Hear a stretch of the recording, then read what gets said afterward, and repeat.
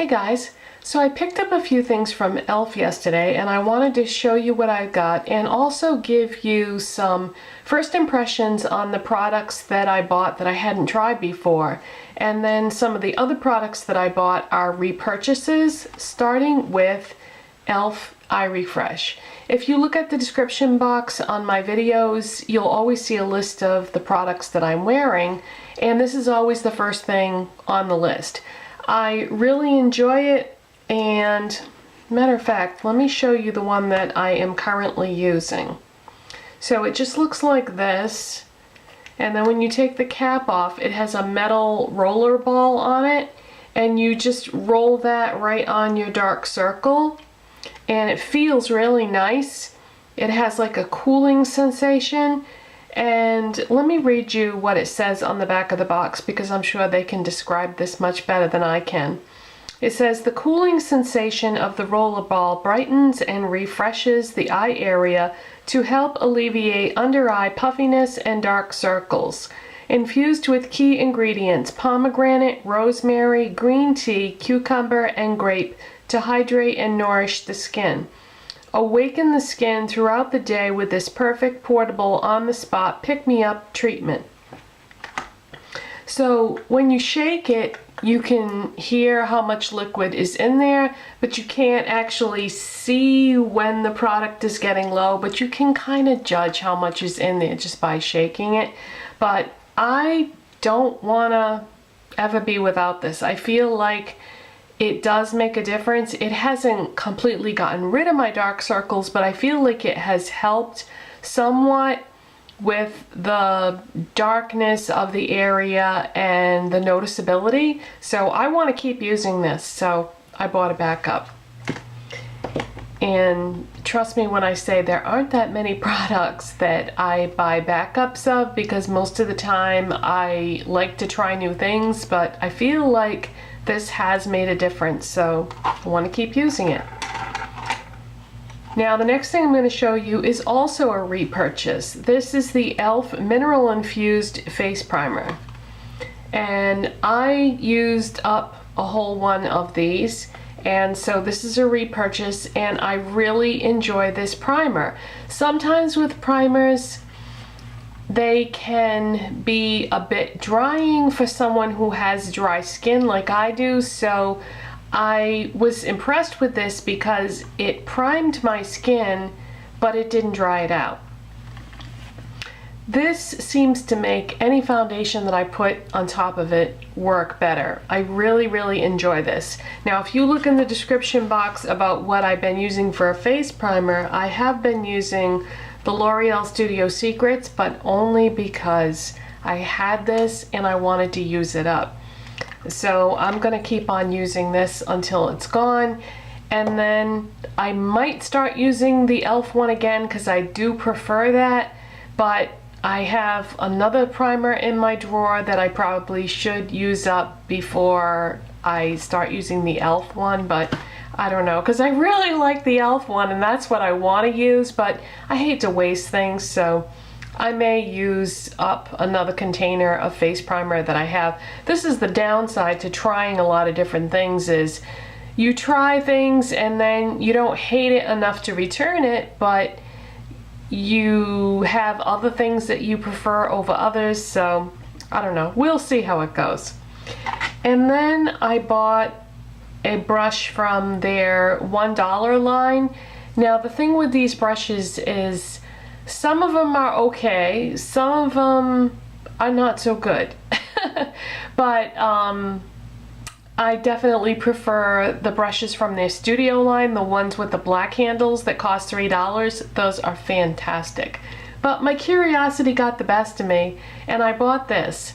This is the blending brush from the Essential line, and I heard that they have come out with one now in their studio line, but I don't think it's in stores yet, and I'm not even sure if they're going to be selling it in stores or if it's just going to be an online thing. But that one looks really nice and I definitely would like to try that at some point.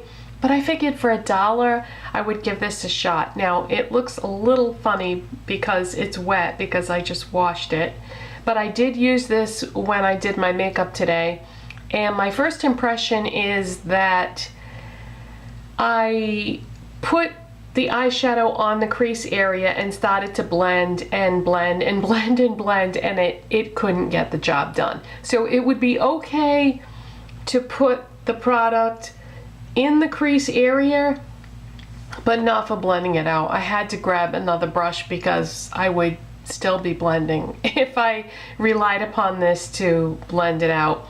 But I feel sometimes like you get a better finished look if you do use two brushes, one to place the product and then a different brush to blend it out. I don't know, I've noticed that before, that does seem to work better. It's just a question of, do you want to take the time to do it? So it's okay for placement, but not really for blending. So, but it's not a waste either, especially if I do the two brush method that I'm talking about. And then the last thing I bought was another curiosity factor. I bought their $1 mascara, which is lengthening and defining. Now, I have bought e.l.f. mascaras before. I bought the 3-in-1 mascara that's from their studio line, and I thought that was pretty good. Probably wouldn't repurchase it because I have tried other things that I like a lot better, but I thought that was pretty good for $3. So I got curious and I got the $1 one, and I do have this on today, and let me show you what the wand looks like. So that is what the wand looks like. So it's small and it's pretty narrow, and I usually like those kind of brushes. When you pull the wand out of the tube, it doesn't look like there's a heck of a lot of product on it, so you won't get any clumping or anything like that. It's not going to get cakey. I did like this mascara, but I really had to do a lot of coats to get my lashes to look the way I wanted them to. But I have to say that for $1, this is pretty good. The only downside is it is very time consuming because you have to just keep going over and over and over your lashes a lot, but I think it is definitely worth $1. There's no question about it. So a reluctant thumbs up on this, and the only reason why I say that is I do have mascaras that I prefer over this, but I've tried lots and lots of mascaras that were worse than this, that cost way more than $1. So in that case, I kind of think it is worth it. So I had a couple of the things that I wanted to show you today before I let you go, and I wanted to show you how the Wet n Wild Wild Shine in Lavender Pearlescent looks on my nails, because I did paint my nails with this today. So I had showed you this polish in a haul recently, so that's what that looks like on, and I think it's a pretty nice color, and I feel like this would be pretty versatile in terms of how it fits in with maybe any clothing colors that you want to wear or makeup colors that you want to do. I don't feel like this would really clash with anything, and it went on pretty nice. But what I did was I did base coat, 2 coats of this polish, and top coat. And the top coat that I used wasn't a fast drying top coat. It was the the Wet n Wild Wild Shine top coat. And I think I may have gone back to, you know, doing things too soon. So I have a couple of little nicks on my fingernails where it's you know, got messed up from me not waiting long enough. I have no patience when it comes to doing my nails, so I really need to get some patience because otherwise it did go on really nicely, and would have been great if I had just had the patience to sit and wait. So now what's probably going to happen is, because I don't have like a flawless manicure, instead of waiting until this chips, every time I look at my nails and I see those little tiny things, which you can't even really notice it unless you really scrutinize it, but because I know it's there, that's all I'm gonna see now every time I look at my nails, and I probably will change the polish a lot sooner than I normally would have if I was like waiting for chips to occur. So it is what it is, I guess. Now, is the other thing that I just wanted to mention was my eyeshadow look today. I used those same Wet n Wild Wild Shine palettes that I showed you in yesterday's video, and I kind of did what I did yesterday, but I did switch it up a bit. Let me show you what I'm talking about. And I like this look better than the one that I did yesterday. From the Melrose at Night palette, I still used this shade as my highlight because out of the two palettes, this to me is the highlight color. There isn't, I don't really get too creative with that. But as far as the rest of the look goes, what I did was, from the Smoke and Melrose palette, this time what I did was I took this color and I put that on my eyelids, then I put the taupey color on top of it. And I like that combination a lot better than just using the taupey color by itself. And then what I did was, in my crease, this time from the Melrose at Night palette, I took this shade and put this in the crease. And I also switched up the eyeliner color that I used. Yesterday I had on mink brown. Today I did dark brown. And the overall look, I really like it a lot better. But these palettes are great. I mean, I look at these and I can see so many possibilities with the combinations that you could do. So if you were interested in the Wet n Wild Color Icon Fall 2014 limited edition palettes, I really recommend these two. I don't really feel like I would get that much use out of the other two though that came out, but these are awesome. And of course you could also take colors from these palettes and mix and match them with eyeshadows that you already have in your collection, and so the possibilities are just endless. I really like these. They are so creamy, so pigmented. Definitely glad that I changed my mind about getting them, because I really have been trying not to buy so many limited edition products, but sometimes you have to when the really good things come out. Oh, and one of you had left a comment on yesterday's video saying that you had read that there are dupes in here for the Urban Decay Naked 3 palette. So I took out my palette and I looked, and yes, I feel like there are some dupes, but based on what I read, because I think that the person that left this comment probably read the same thing I did, because then of course I had to go investigate after that and find out, you know, where maybe they read this. But Nouveau Cheap had posted on her Instagram that she was putting together a blog post about the possible dupes of this being from Urban Decay 3.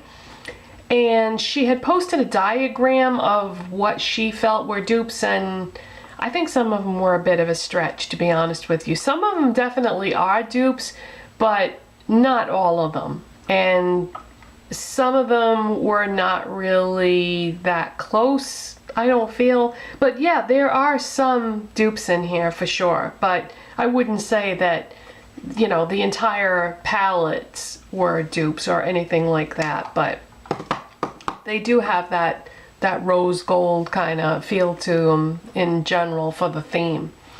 So that is, oh no, I just remembered something. There was one more product that I bought and I forgot to show it to you. And I have been looking for this for a long time, but that slot was always empty in the e.l.f. display. I bought the tone correcting concealer in apricot beige. Now, I have been on the hunt for a long time for a drugstore corrector, and I really couldn't find one. I could only find concealers But this is, to me, this is a corrector because, well, let me show you. It just comes in this tube with a doe foot applicator. And then see how it's got that peachy color to it? Well, normally you wouldn't get that with a concealer.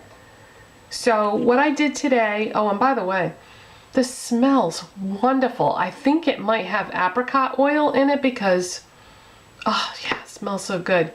So when you blend this into your skin, it does do like the tone correcting thing. And then what I did was I took the concealer that I have been using, which is the Maybelline Instant Age Rewind Dark Circle Eraser, and I put some of that on top of it.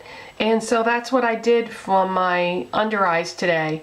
And I like it. I don't see a significant difference, but hey, every little bit helps. So I'm really glad that I found this, and I'll be playing around with this combination some more because I wasn't really sure like how much I wanted to use, because I don't like to use too much or too many products, because if you do, it can get cakey and then crease and you can end up with a big mess. So I try to be careful that I don't put too much on, but so far I think it's pretty good, but honestly I don't see a huge difference, so I don't know.